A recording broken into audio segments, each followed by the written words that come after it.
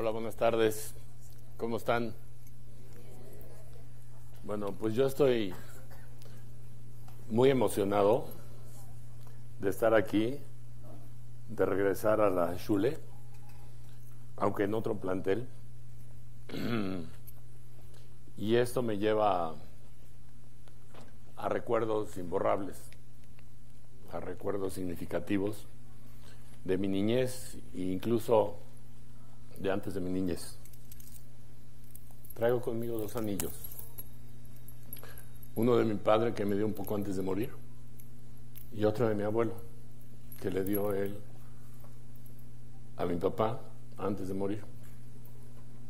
Son anillos que hoy yo todavía no los lleno. Y no hablo del grosor del dedo. Hablo del tamaño de la misión, del tamaño del propósito que cada uno de ellos tuvo. Y uno de esos es tenacidad, y voy a decir algo que no tenía yo planeado, pero ¿quiénes hicieron la dinámica de origami conmigo? Para los que no la han terminado, les invito a terminar lo que empezamos.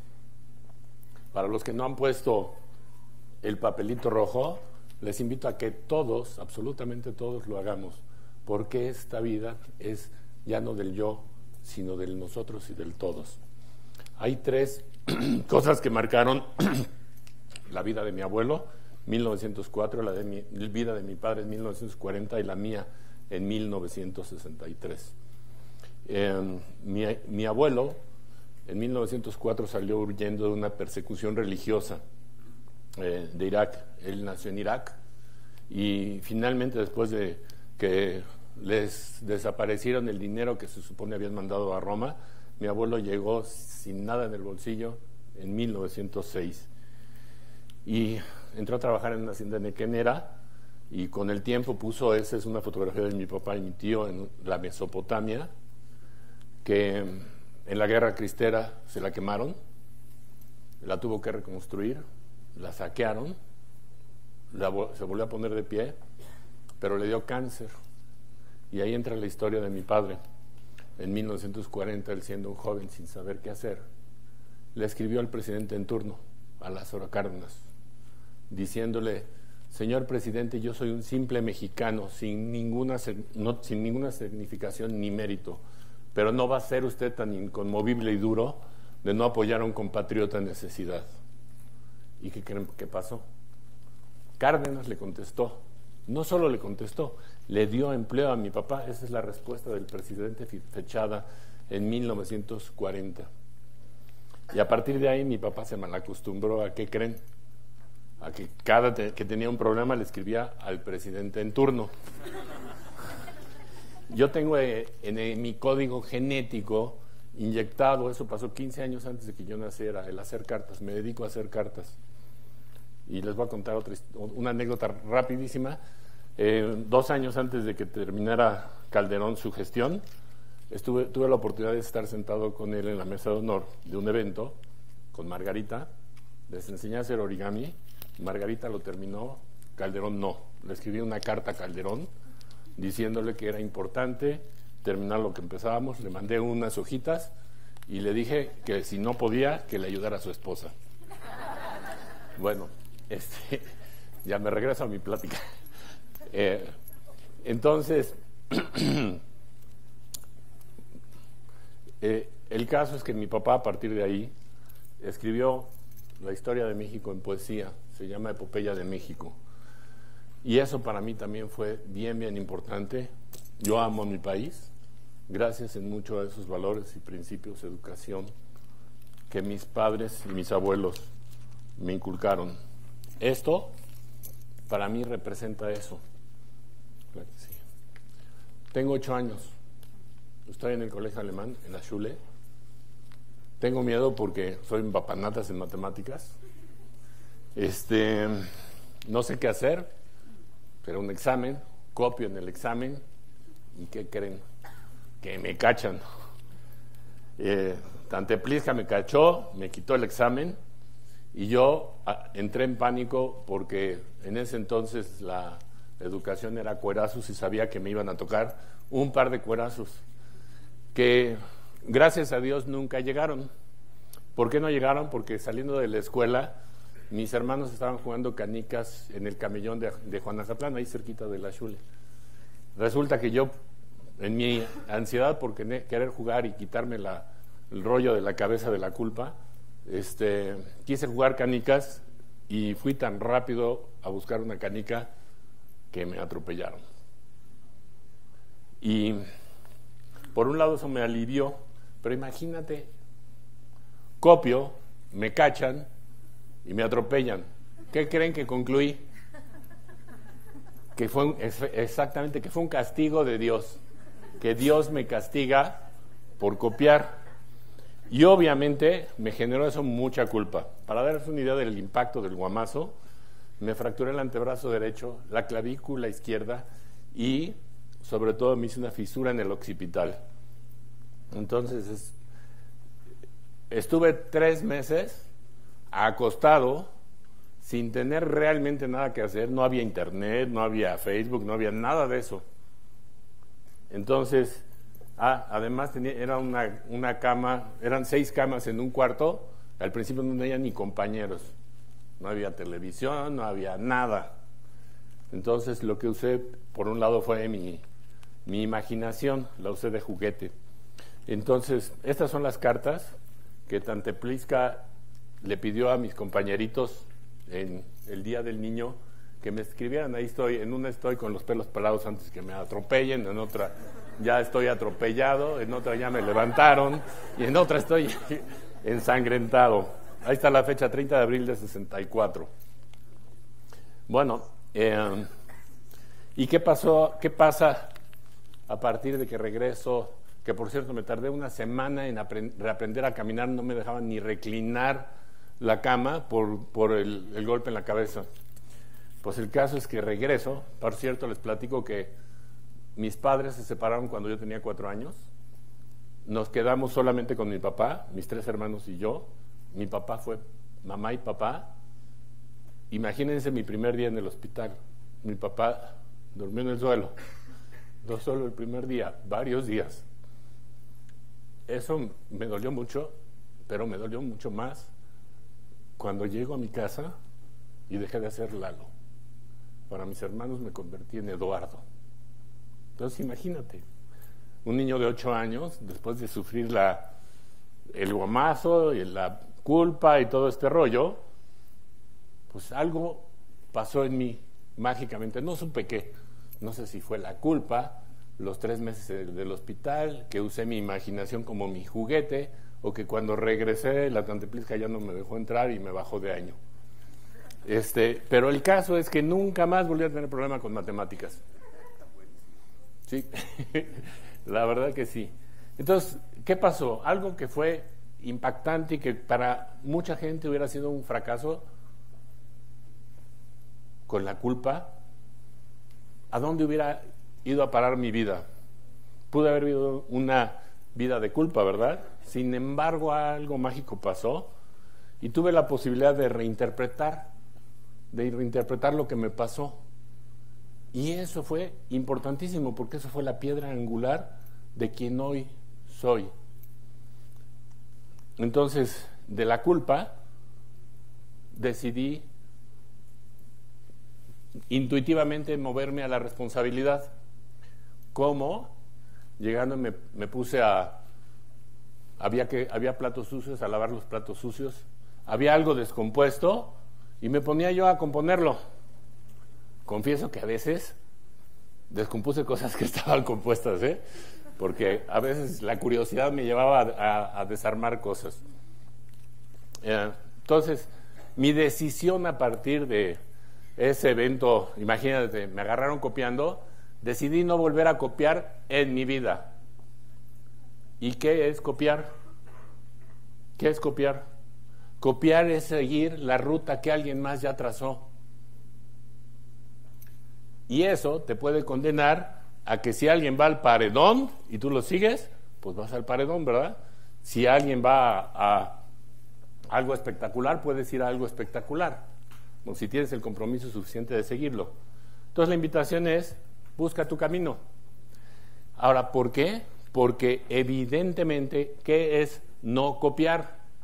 No copiar es abrir un nuevo camino, abrir caminos donde no hay camino, donde probablemente nunca nadie más ha pasado por ahí. ¿Se te ha ocurrido hacer algo así? Abrir un nuevo camino.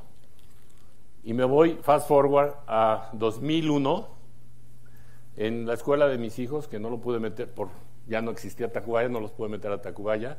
En el Alexander Bain cada mes hacíamos un trabajo cultural en familia, y esa vez fuimos al Universum. Y en el área de matemáticas de ahí del Universum, te enseñan a hacer esos fractales. Y ese mundo me maravilló, me fascinó. Hoy día yo soy actuario, me dedico mucho a las matemáticas, y el punto es que agarré una adicción. Me vieron ahorita haciendo columnitas, pues las voy a seguir haciendo mientras termino de platicar, si me lo permiten. Y como durante un año yo hacía esas, copiando lo que alguien más había diseñado, y cuando me decían está padrísimo, yo sentía que me estaba apropiando de la idea de alguien más o del resultado de alguien más. Y como después de un año dije, yo necesito explorar. Y empecé a explorar nuevas posibilidades. Dentro de esas posibilidades encontré precisamente esta columna. Y me regreso a mis ancestros. Paola les platicó de los ancestros y de los miedos, ¿verdad? Y el atreverse no tiene que ver con miedos. Y los ancestros para mí, esta columna, y ahí atrás está el logotipo de TED. Los invito a ver si se atreven a pararse y a ver si los aguanta. Estas dos piezas de abajo representan a mis ancestros, los principios y valores que mis ancestros me inculcaron. Y eso es la base que me empieza a sustentar. Y estas 4 piezas, que son 4 costillitas, que para mí son y representan las cualidades que yo voy desarrollando a lo largo de mi vida, y que me hacen sentirme orgulloso de ser quien soy. Y si tú ya hiciste tu columnita, lo trabajaste desde ahí. Y si no lo has hecho, te invito a que lo hagas. Ahí por ahí les entregaron a todos material suficiente con un instructivo para que la puedan hacer.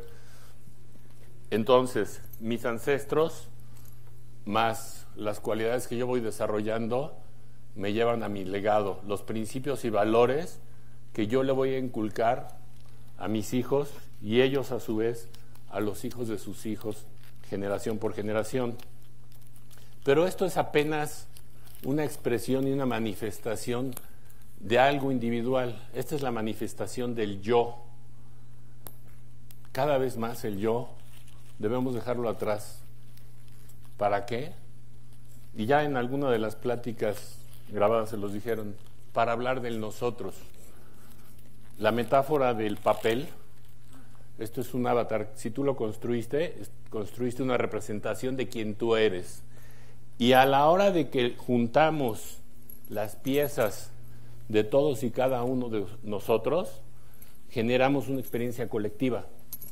Y eso nos genera muchísimo mejores resultados y mucho más fortaleza. Entonces, ¿creen ustedes que es posible que 160 gramos soporten el peso de una persona?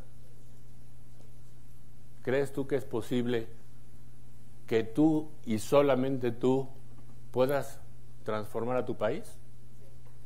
Por muy frágil que te consideres, por muy fracasado que pienses que eres, por supuesto que es. Y te pregunto, ¿cuál es tu papel? ¿Cuál es tu papel? Y sobre todo te invito a que no te quedes sin papel, ¿eh? Por supuesto, no te quedes sin papel. Bueno, en la industria de las ventas telefónicas, que es parte de lo que hago, se requieren 100 llamadas para generar 2 ventas. Y les pregunto, si tú trabajaras ahí, ¿te rindes al tercer intento? ¿Al 10º intento?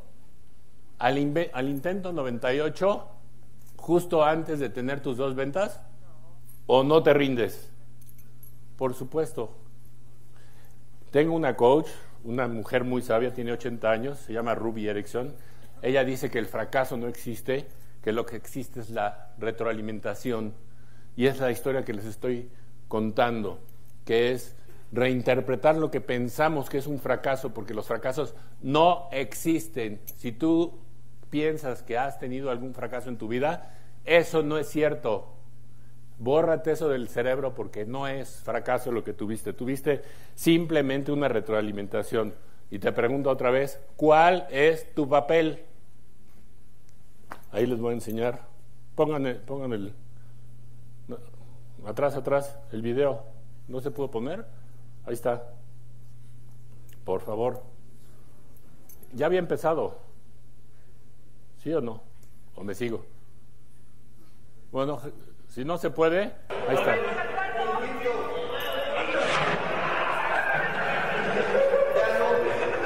Eso, nos intentamos, ya teníamos 4 personas arriba del papel. La quinta persona que se subió, bolas, se cayó. ¿Qué fue? ¿Es un fracaso?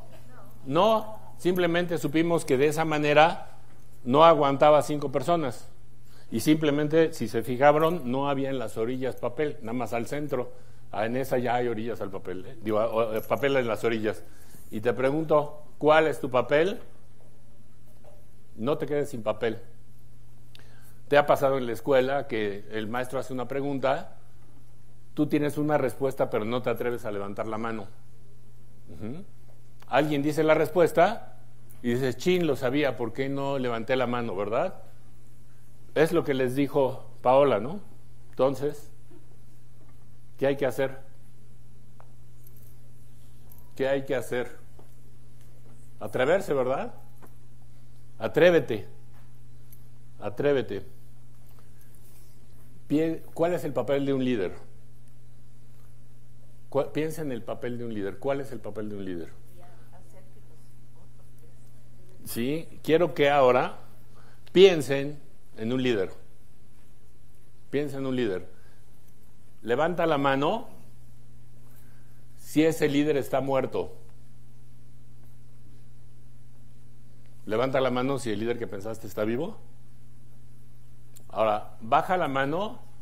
Bueno, levanta la mano si el líder que pensaste está vivo y es de tu país. Está vivo y al mismo tiempo es de tu país. Levanta la mano si está vivo, es de tu país y es alguien que ha tenido un impacto nacional. Nos faltan líderes, ¿no? Nos faltan líderes. Y quiero que pienses y levanta la mano si pasó por tu mente que ese líder puede ser tú. Por supuesto. Gracias. No te quedes sin papel, ¿ok? No te quedes sin papel. ¿Cuál es tu papel? Esa cualidad, así sea una cualidad que tienes, necesitas manifestarla, no solamente saber que la tienes, y necesitas atreverte. Tienes ideas locas, sensacional, exprésalas, manifiéstalas y no te la quedes tú solo o no te la quedes tú sola. Hazlo con todos los demás, ¿ok? Y yo los invito a que todas estas columnas formen parte de esa nueva sociedad, que expreses todo eso que tú puedes ser a través de manifestar toda tu potencialidad y mostrarla a los demás, exponerte al fracaso y ser pleno. Muchas gracias.